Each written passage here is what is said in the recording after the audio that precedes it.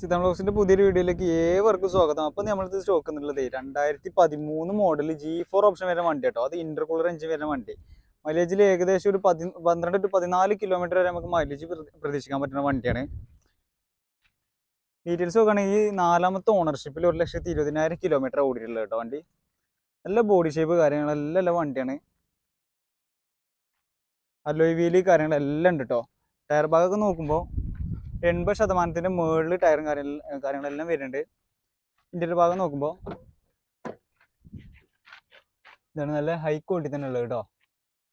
7 seater വണ്ടി കേട്ടോ. Taxi പർപ്പസിനൊക്കെ use ചെയ്യാൻ പറ്റിയ വണ്ടിയാണ്.